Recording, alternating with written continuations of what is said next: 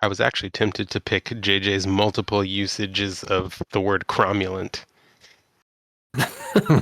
JJ has a skill that we should all aspire to, which is to remember the words that we read in books and then use them instead of being like, I don't know, it's good. Use them accurately. More importantly. You're welcome. I gained this skill by reading books instead of burning them. Well, I find that to be cromulent behavior. It's only acceptable? Wow. Not burning books should only be acceptable. Is that only not acceptable? I just mean it's better than acceptable, right? Like you would not hope burning so. books is better than acceptable. I feel like I'm saying the bar is at the bottom of the actual bar is burning books. The bar is on the floor. You cannot limbo under it. Yeah. Doesn't stop some people from trying. Truthfully, I think there are people digging these days to lower it even lower. As analogies go, this one is getting more accurate as we continue. But I feel like we only have up to go from here on this episode. Is up and back the same thing? There and back again? There. Oh, that was there last you week's go. episode. That's last week's and future episodes. As I hope to listen to that podcast that you suggested. Well, last week's was there, and future episodes will be and back again. This is and back again. Okay. Right. I think. Guess. Although, while the Hobbit would have you believe he lived happily ever after to the end of his days, you then read those other 3 books and go, I guess you can't go home again. It is true.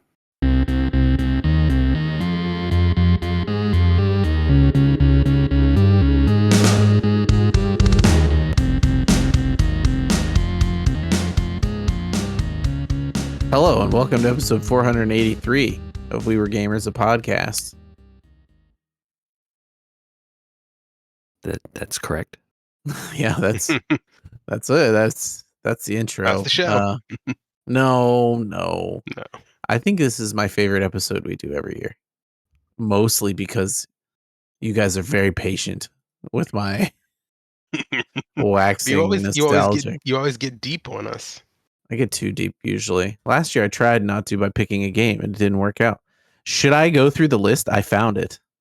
Oh, you found the list? Sure, why not? Oh, yeah, definitely. We should. So let's see. 1, 2, 3, 4, 5, 6, 7, 8. We've done 8 of these, but one of them's a special because we did things of the decade. That's right, we did, didn't we? Mm-hmm. Working from the back. We are closer to doing another one of those than not. Oh.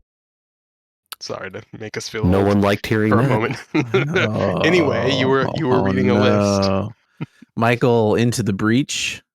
I picked the Switch. I picked the Switch. Michael picked that was 2018. 2019, Michael, Link Between Worlds. JJ, Bloodstained. Andy, Disney Plus. And then we kind of like got a little deeper, starting with things of the decade, where Michael picked mobile games and the MCU. JJ picked Souls likes and Meat Boy, referring to difficulties, and I picked monetization. 2020, Michael was 220. How do you say that? That's the 20020 story. 2020. 2020. Sorry. 20,020. Yeah. 20,020. Man, I really want the sequel to that. Still. One day. Well, in 20,030, maybe you will. Oh, yeah, huffing hard. Man, who has more copium, you for 20,030 or the Stranger Things people that the ending wasn't the ending? Probably them, because there's no chance of them getting what they want, whereas there is still slim hope for me. Yeah, sure. Sounds like copium again. Yep. JJ, you had a huge list of RPGs in 2020, and I picked the Halo MCC because we played the heck out of it, although I loved Game Pass that year. 2021, Ooh, Michael. Game Pass. Ooh. I said I loved Game Pass in 2020. No, I'm just saying, reflecting on some of these choices, you're like, ooh. I think Game Pass is still a good I think is a net good for consumer playing of games, but maybe not for the market. I don't know. The market in general, I don't think is crumbling due only to Game Pass. In fact, probably not. Oh no, I'm not saying that Game Pass is responsible for anything that's happening. Gestures broadly, but Yeah, it's not helping. I'll say. it's not helping, but I don't know that it's hurting. It's hard. That's a net neutral nowadays. 2021, Michael, Horizon Zero Dawn, JJ, Prestige TV on streaming. And this is when I started getting a little too deep. The Elite controller, because it was the right tools, the right job, and the most fun. 2022, Michael, the new normal of hybrid work, sports, and other things. JJ, the real remakes that we want. And me was it's okay to let things go. 2023, Michael, you got to dadding that year. Indeed. JJ, the one gaming moment in Baldur's Gate. And mine was making the media list, which maybe JJ, you've now joined me for 2 years in doing that, or a year. Yeah, I definitely did it last year. Yeah, we can talk about it. Maybe, I don't know. 2024, Michael, sweeping epics. JJ, your 40th. And I picked Balatro due to the stability providing element during a pretty horrific year that year, for me personally. So here we are in the things of 2025. Do we want to say anything about our past picks? I don't know. Game Pass, not so great, I guess. Most of the other ones I picked maybe held up. Yeah, Yeah, I think. I'm not sad with any of my picks, I don't think. Yeah, I I think in didn't pick general, Game all the Pass, picks by the are. way. No. I'm saying that I think all of the stuff is correct for the time we picked it, right? Yeah. Well, and the Halo Yes. MCC is definitely still holding up, which was the actual thing I picked. But Yeah. yeah, I think most of them are still holding up. And I think we'll do another good job this year. I think the tradition the last couple of years has been Michael to pick the order, but I went first last year, so I abdicate from going first no matter who picks who goes first. All right. Well, I'm down to let Michael pick again if he wants. Okay, or I can just go first this time. As the decider, you get to pick. Okay. I will kick it off. All right. So I didn't use my book, Andy, but I had Oh, did an we talk inkling of about the an. books? We Did haven't we talked talk about the about the books in a books? while. I think we talked Oh, about them last year. I gifted these gentlemen a backlog book to keep track of your backlog. Indeed. Yeah, I have been using it. I write down in it when I start a game, Mm-hmm. intending to come back and write like one sentence when I finish the game. Sure. That second part doesn't always happen, but I do at least write the next games when I've started them. So I at least have a list of Okay. games. So you've got to start. Sometimes with comments, sometimes not.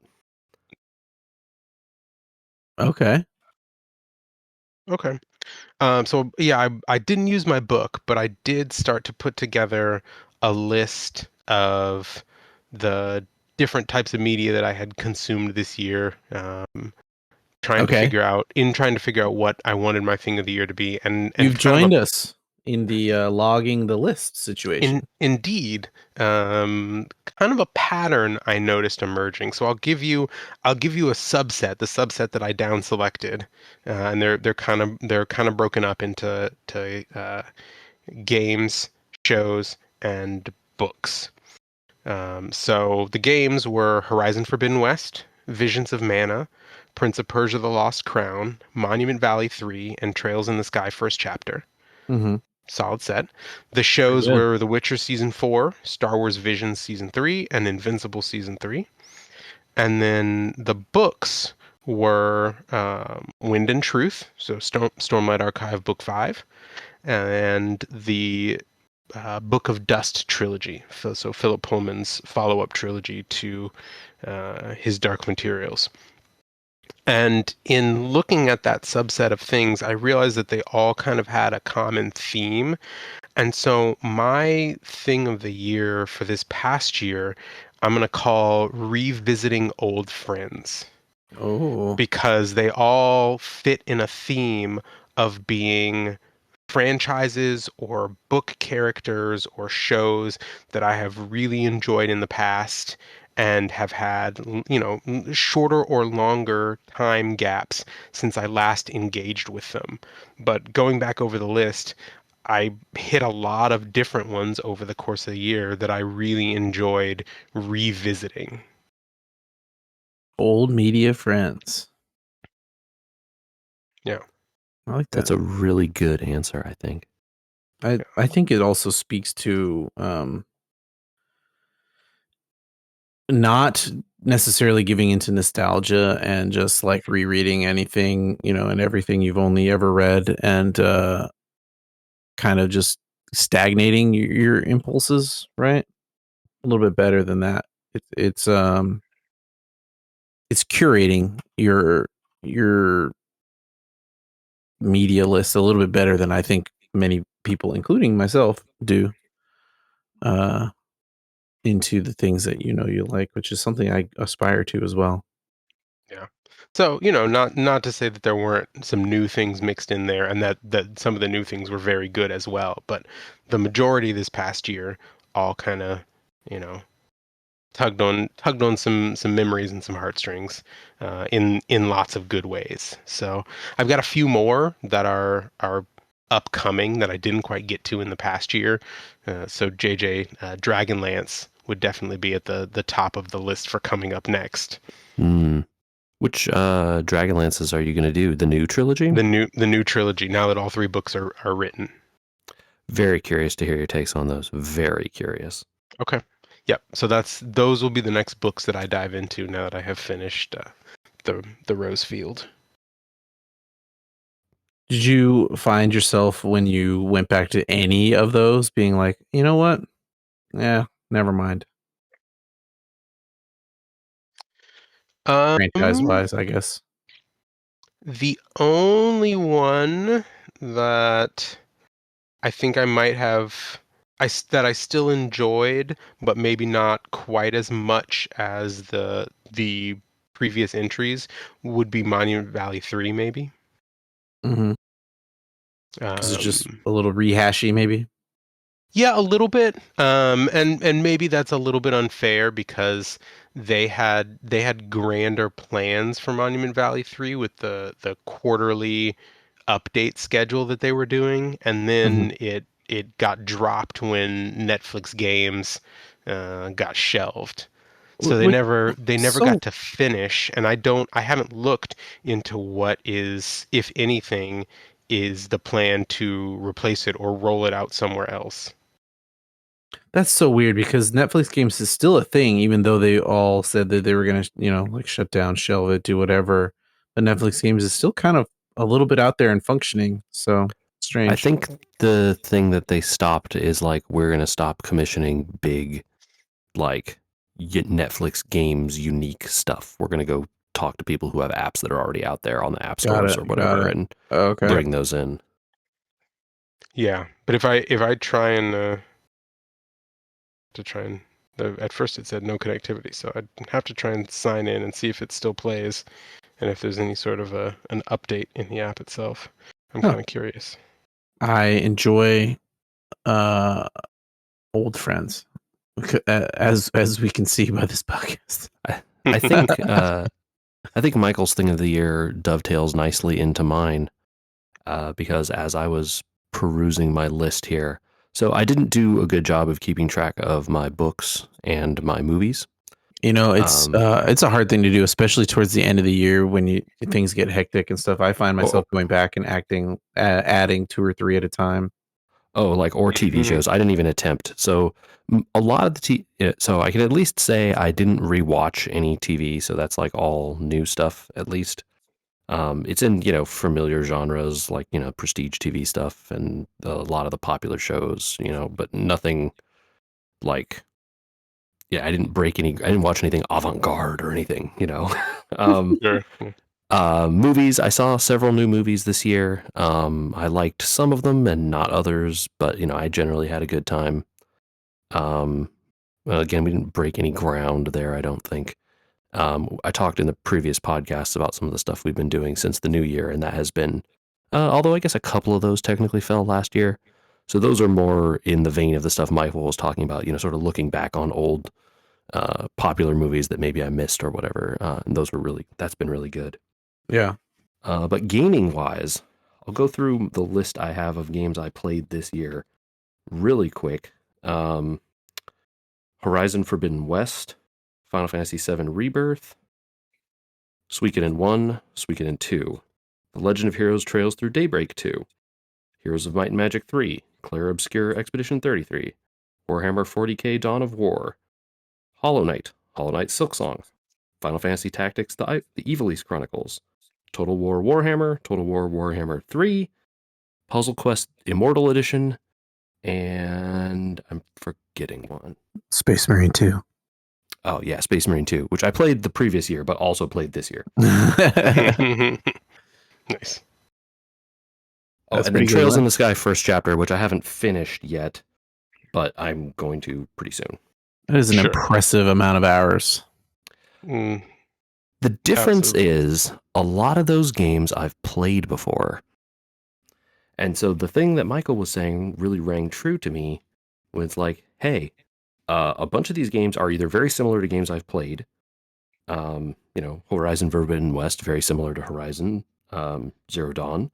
Final Fantasy VII Rebirth, very similar to the previous one of those, right?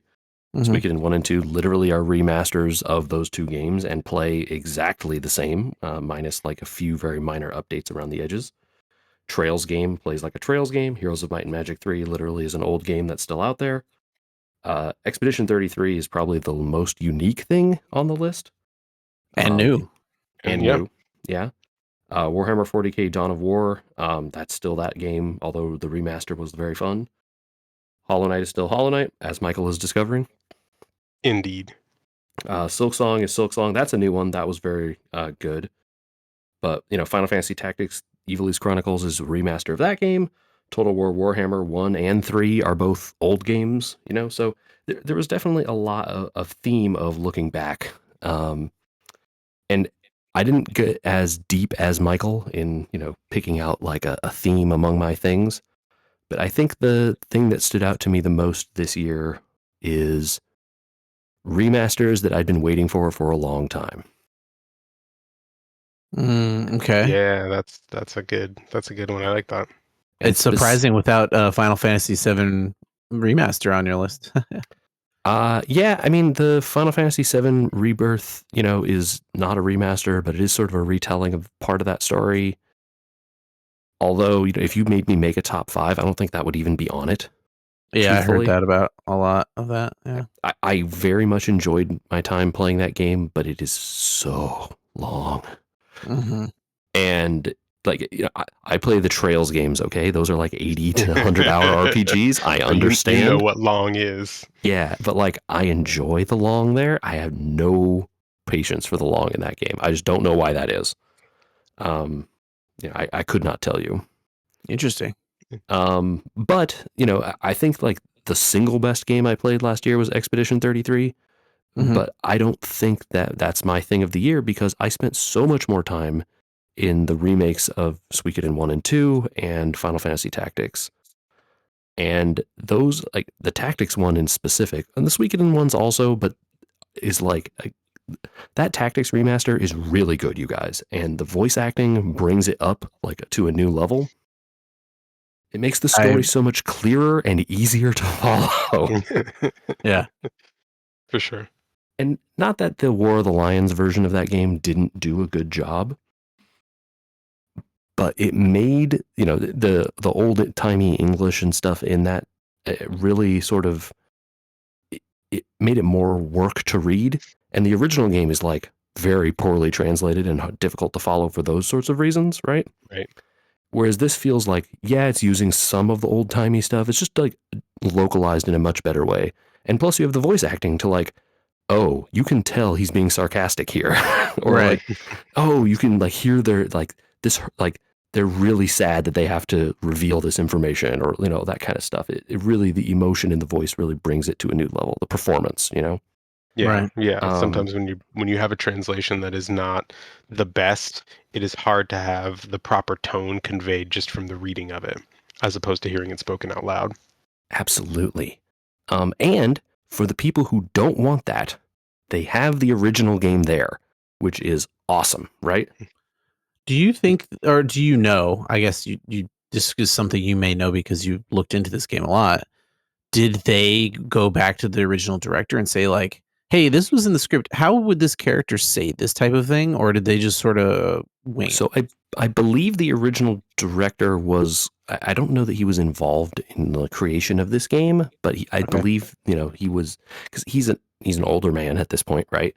But they certainly talked with him and consulted him on stuff. I don't know what questions exactly were asked. It's a little bit of the like Square Enix Japanese developer stuff doesn't really get out there in an easy way. Mm-hmm. But they've definitely said, like he's put out statements that like this new version conveys the stuff that he wanted better, and and who knows how much of that is PR versus his true beliefs or whatever. But it's certainly, from my opinion, easier to understand what's going on. And on the Suikoden 1 and 2 HD remaster, Gate Rune and Dunin Unification Wars. Oh. I think that's the whole name. I might have got it. I'm close. Those games like didn't get much in the way other than like a very light coat of paint and like a few things around the very edges.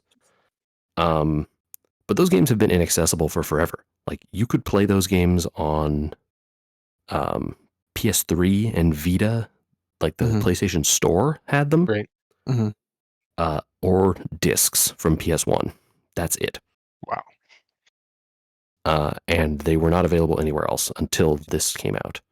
And now they're on, Switch and consoles and PC and Steam. So it's just finally good that people can play those games. I really, really enjoyed playing those again. And I talked about it a little bit at some point in the past, but I can say that I finally got through. I talked about I was listening to a podcast about the Water Margin, like an ancient Chinese novel that the I remember that. Suikoden ones are based on. Yep. I finished that podcast yesterday. Oh, just in time to start the Lord of the Rings saga. Yes, exactly. So I have several podcasts ongoing all the time, but that is I finally completed that one. I found it really interesting. It's like interesting to hear the story, and how I could see where the parallels are drawn and where they aren't. Like oh, this is definitely part of the story that I see in those games, and this is definitely not. Right? Yeah, where they drew on it and where they let it It's like, lie. oh, this is like where they're talking about stuff from ancient China over here, and then this is where they're just like doing some video game stuff, Right. So that was very fun, and I think next year I will also probably pick up the same guy who did a Romance of the Three Kingdoms podcast. So I'll probably start that and listen to that novel, which is longer apparently. So I'll learn what the Yellow Turban Rebellion and Guan Yu and all those guys are up to. Okay. But yeah, I think like the remasters were really my overriding biggest thing this year, and it was awesome. I certainly have personal things in my life that I enjoyed more than doing that stuff, but I think if we're going for this podcast, this is the answer. Oh man, you're gonna trip me up now because my thing was outside this quote unquote podcast. No, that's fine. Oh, I picked turning 40 last year, so it's like the rules are the rules. Yeah. Well, I'm not gonna 180 you immediately. We're gonna lean into the skid here a little bit by using the same model that we've all now started with, which I kind of love, thanks to the list. You used the list. I'm gonna use the list to start this off because we're gonna get to the thing of the year in the at the end of the list, which is it's connected kind of. But JJ, like you, I had plenty of podcasts going on. I'm 2 years into the American Revolution. Oh, cool. I did I did separate my books and audiobooks this year thanks to your admonishment. That's a word there that we could use I last think year. that, did we talk about this on the podcast? I don't We know if we did. absolutely did, I think we did. believe. Yeah. Yeah, about last year I had kept books and audiobooks in the same category, and now I was pretty evenly split with 7 audiobooks and 10 books, which is I think too low. Uh, uh, you know, but the diet of maybe 39 shows with 53 seasons and 88 movies was probably part of the problem. Mm-hmm. Um, Weirdly, the shows were mostly older shows. There were some new seasons of new shows, and the movies were not old movies, but like 2 or 3 year old movies. Although one of the movies I had the most fun watching this past year was that new The Gorge movie with the Miles Teller. Queen Miles Teller and Queen's Gambit. Yeah. Um, and Godzilla movies and weird things like that. It was kind of an off year for movies. I didn't think found a bunch that I was in love with. But Did you watch the F1 movie? the one with Brad Pitt, That's the one. not yet.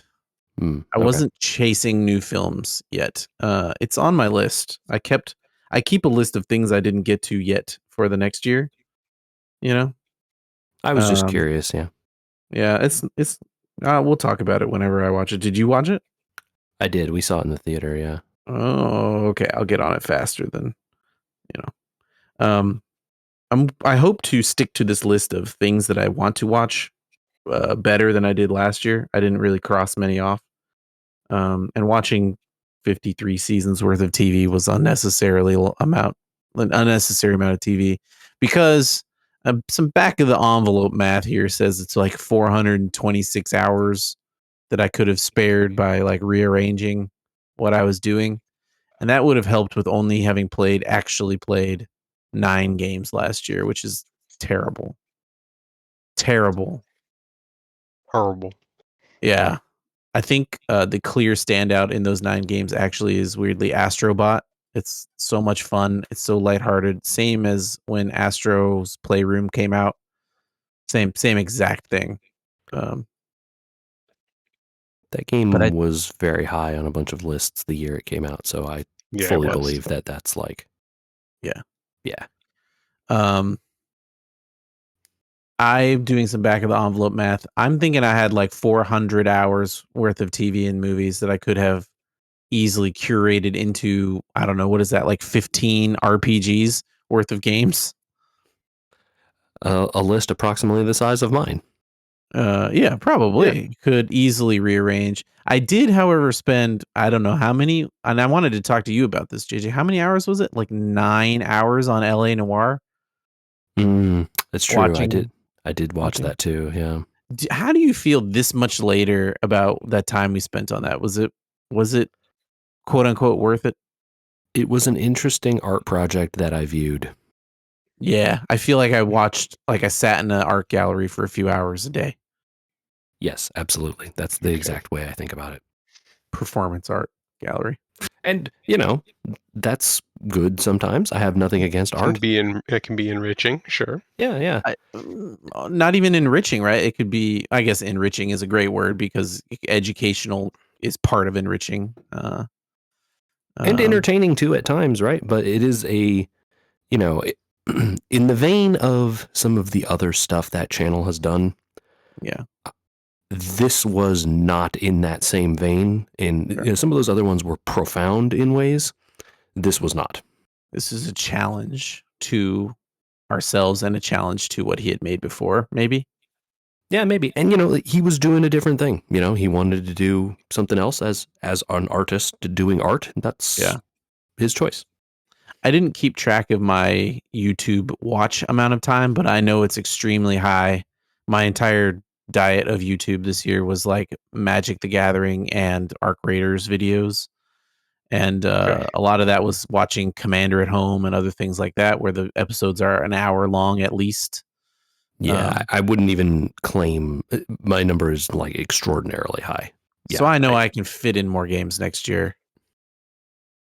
I did a lot of the YouTube stuff second screen though, so like I would have it on while I'm doing other stuff. So like I guess in some Does ways, it count? Does it not count? Right. the admonishment I gave about listening to books versus reading books applies. Where like, did I actually watch any of that? You know? Yeah, I think that applies for me to Commander at Home, but I gave, the professor when I did watch his episodes, I would give it my full attention. And like I really fell into watching Andrea Mangucci's web channel on Popper, Mm. specifically only Popper. And like those games I really watched them because I wanted to see how Popper works and the mechanically he's a very sound player. He talks about why he chooses to play a card instead of a different card, you know. Um Yeah, he's a I pro. got Like, so yeah, he's a champion pro. I got really back into Magic this year also, which is a good segue. Reconnecting to that hobby with you. I know we talked about Magic the Gathering a lot in the past of this show, but we only talked about Arena really, and I really more connected back to the paper thing and it reconnected to the hobby quite a bit more, the collecting and the paper playing than the arena playing. But I played arena a ton when Final Fantasy came out. We've played arena a ton as extra episodes or as fill-in episodes, um, and finding overplaying and then finding moderation again has been a really fascinating experience to me, finding that I love the deck building and the paper, but that I can find myself completely lost in digital and like, I fell off of it for a month when um, Spider-Man fell out. I came out. I didn't even play for like 2 months. Um, yeah, it's kind of been a weird bumpy road with Magic, and that's why it's not my thing of the year. Even though I invested a lot of mental time, energy, and enjoyment, a lot of enjoyment into Magic, but um, it's so tumultuous on who's liking what and all that kind of stuff, even between us, right? I think. Yeah. and I think the important thing to remember is that, like, at the end of the day, the hobby is there for you to enjoy the parts of it that you want and not the parts that you don't. And if you want to, make your feelings known to the company about those things, that's your prerogative. And if you don't, that's also your prerogative, right? If you just want Yeah, to play yeah. this set because you really like Final Fantasy, go for it. If you want to Mhm. play this other set because you think Avatar is neat, also go for it. If you want to play none of those sets because you don't like Universes Beyond, that's your choice too, right? Yeah, I think that's Um, absolutely right. It's I think it's teaching more than just me, but I think this year specifically in Magic has taught a lot of people that they should moderate themselves a lot better than they do, both with their mouth and also their expectations of what things are for people. Like, not everything's for everyone, not every game's for everyone, and Magic is huge. Moderate yourself into the way that you enjoy it. A very big yeah. tent. And I think And oh, go ahead, Michael. I was just going to say, we talked about it. It comes up frequently on here, but your time is precious, especially as we get older and there are more and more things that demand our attention, right? So curate what you do to get the most out of the time that you have. Yeah. Absolutely. That's why I started the list and why I think you in the coming years, Michael, I'm a few years ahead of you in this dad thing.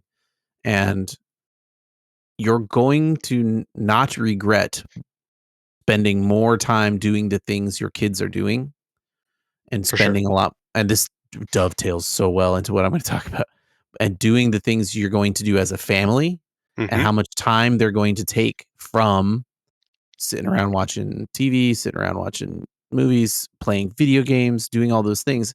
And the list to me now is looking at it and recreating it for next year and saying, this is not right. This is not what I want my diet to be, right?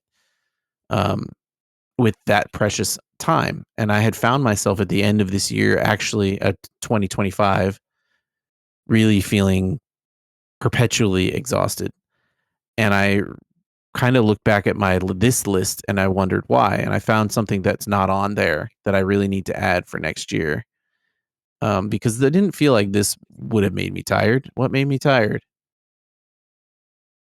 We were not home. I'm saying it the wrong way. Every single month of 2025, we were not home. At least one weekend, we were traveling somewhere. every Okay. month. Yep. For 12 months. Mm-hmm.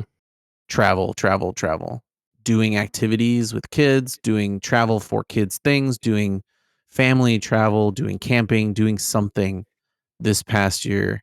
And it was about family most of the time. I think also I have to shout out if any family is listening, obviously. There were some trips that were about family, but this year also was a third year in a row of being a hard year for family losses. And that also is very tiring. And so if they're listening, I feel it and I hear you and I see you. Yeah, Uh, it's definitely hard on the. it's 3 in a row, but we also traveled for really good reasons. Like we traveled to Colorado for a family wedding, and that part of that trip was going through all those Utah states. We talked about it on the podcast, the Utah state national parks, and looking at all that is my thing of the year is learning that the time with family and the travel with family and the exhaustion can be because you actually have had quite a good year. I couldn't believe it when I looked at the calendar. I was like, did we really travel every single month of 2025? And when I felt that, I felt so much relief at being tired. Yeah, like you had done enough to earn your exhaustion. Well, it felt like we had actually done something really good. And it was like, oh, I remember all of this stuff. I don't remember, I remember them, but I don't remember vividly all 88 movies I watched this year. Sure, yeah, that's a lot. And some of them Who I who skipped. could, right? Well, some of them I even skipped through because they were, so forgettable and things like that. But um I just laying want to out say you have the power to just turn them off and not watch them. You know. I know, but I find it also educational as a person interested in story structure and filmmaking and all these other things, right? Like I can skip through the things I understand, especially if they're not interesting. There's a really good article this year about the death of cinematography and how everything is shallow focus all the time now because of the horrific amount of green screening and or volumes that are used in shooting things.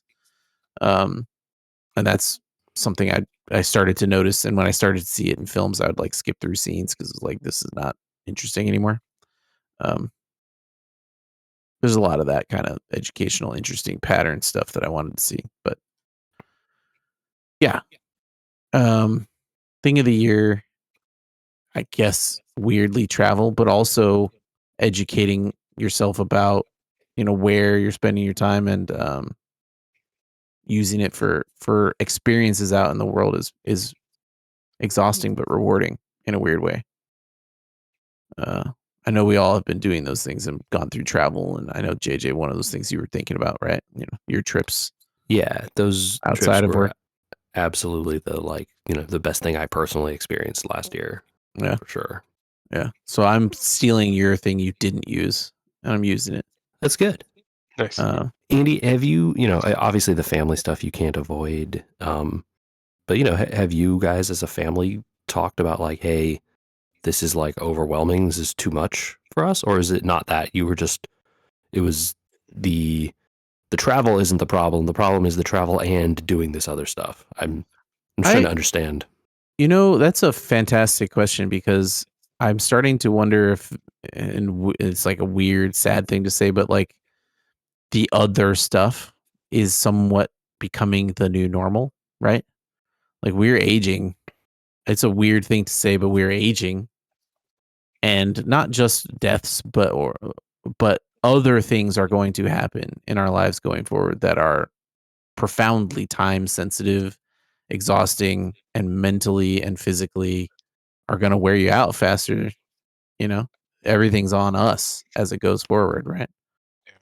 Um, and I don't think setting aside the desire to make sure others around us are enjoying themselves, not at our expense, but because pausing to catch your breath is just not maybe something that exists. I think you have to power through it a little bit better as you get, into these years and years and years. I mean, maybe that's just the experience of the last couple of years talking, but it feels like stopping down and saying, "Oh, we just can't handle it." We've done that in the past, where we accidentally book things back to back to back, and I think those are valuable moments too, right? But this was relatively spaced out, and it just felt like, oh, I didn't realize that was why I was tired, but I did enjoy it. I never felt immediately overwhelmed by anything.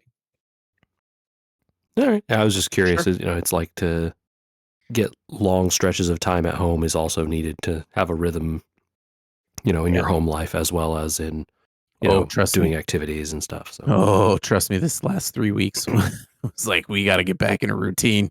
You guys, you gotta go to school, and we gotta get back in a routine because things are out of control around here.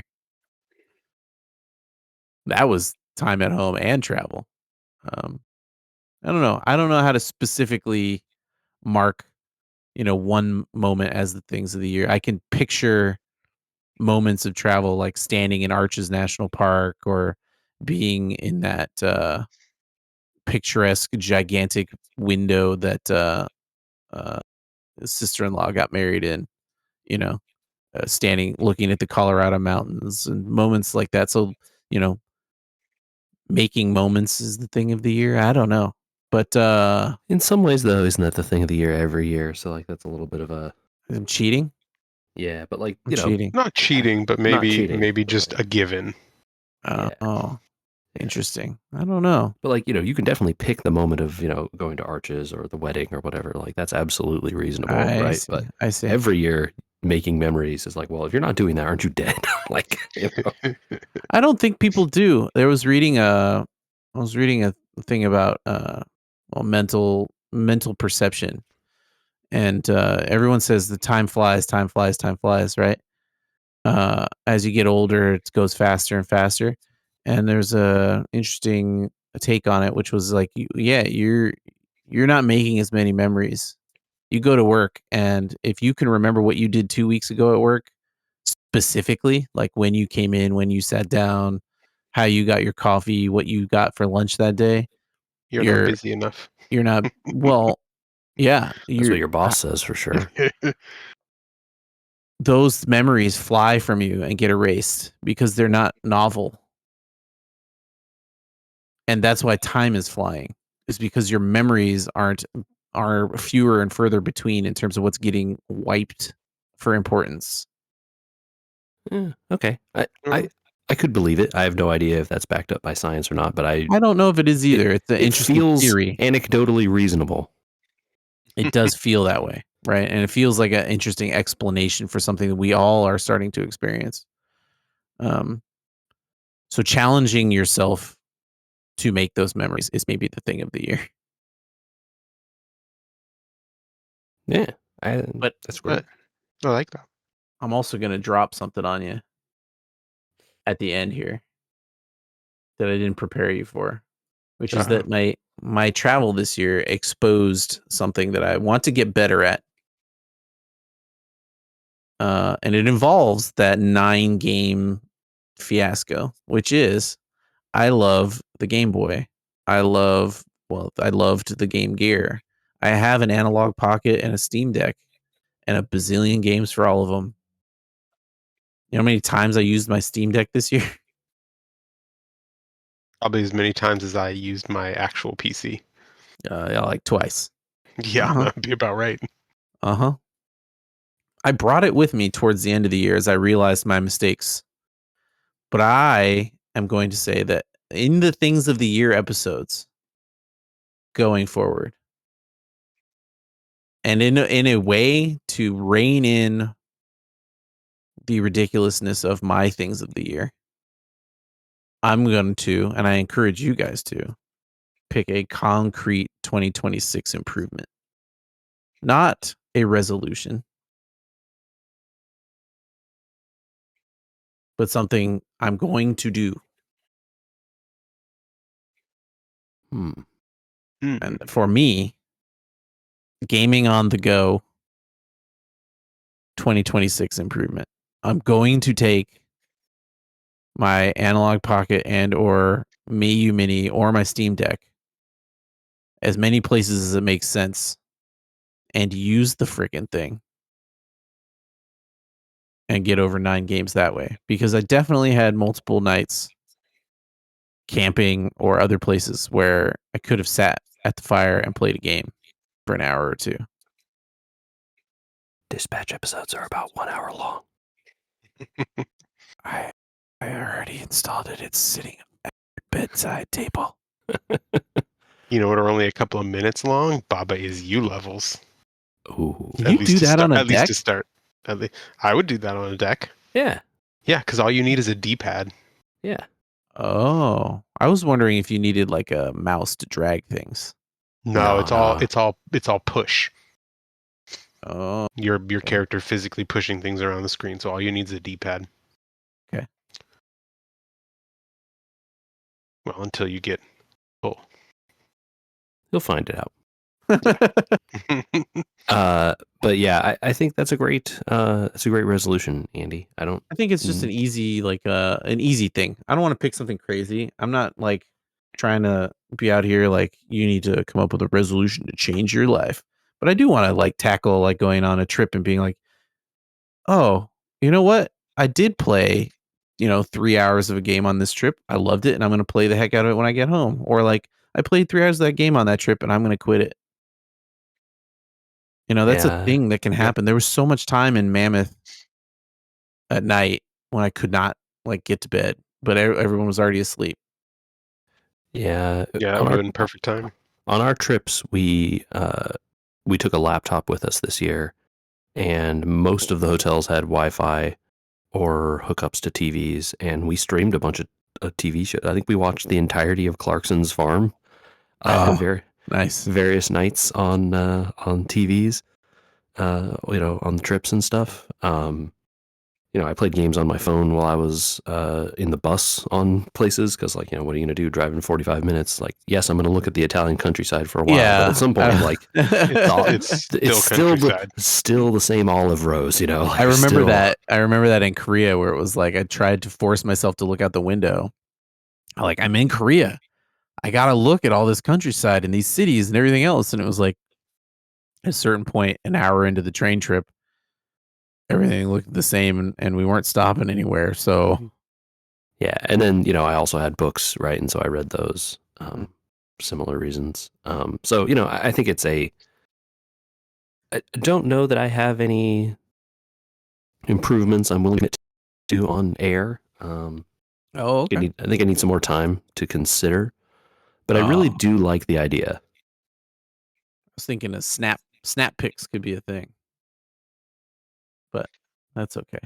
I'll flip it around a little bit on you, Andy, and say that I managed one that I had set for myself in this past year. Yeah. Which was to get back to reading more books.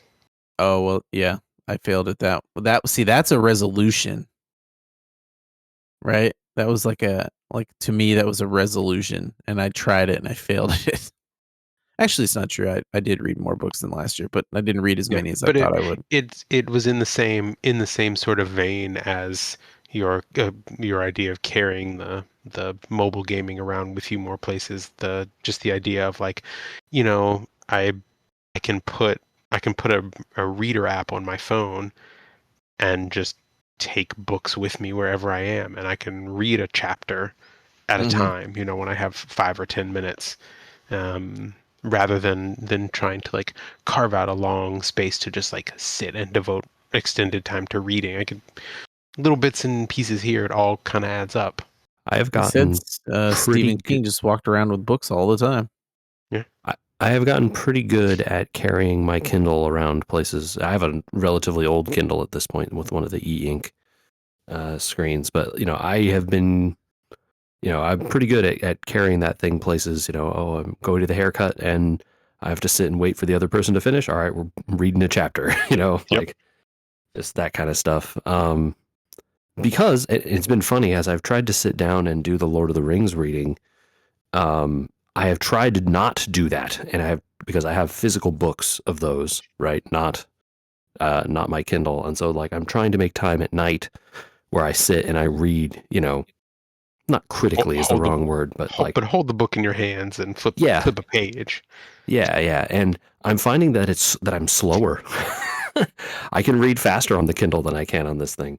Turning a page is a slower process than tapping the screen, I guess. But sure, to some degree, I think it is also the process of reading is slower because the book is bigger, and I'm adjusting my weight holding it because it's heavy and all sorts of things, right? Mm-hmm. It's an interesting observation to have because it's been quite a while since I've read a like book. Other than like art books and like books like that are meant to be like big coffee table size things. Mm-hmm. Well, there you go. 2025 in the books officially. 26 beginning. Speaking of turning pages, more games on this podcast for sure. We don't have to rely only on JJ to report on the new games of the year. We'll finish that Space Marine game together someday, Andy. I think 2026. There's you go. There's your 2026 right there. That's all you had to commit to. Yeah, we're gonna do it this year. We're gonna finish it up. Yeah, there's not that many more missions, I think. So we got that. See, that's all I'm talking about. Just make it easy. Oh, hanging fruit. Well, if people want to send us their low hanging fruit, I think my other one is I'm going to finish cheesing my way through Puzzle Quest because that combo I found is very, very broken. Nice. If people want to send us their low hanging fruit, what do they take? They can send that email to podcast@weweregamers.com. As always, we love to hear other people's things of the year. So if you've got them, shoot them our way. They can also get at us at on Facebook or Blue Sky at We Were Gamers, and you should go check out our YouTube channel, youtube.com/@weweregamers.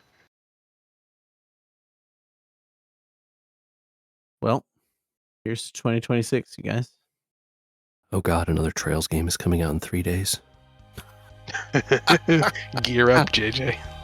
The perfect intro to a new year.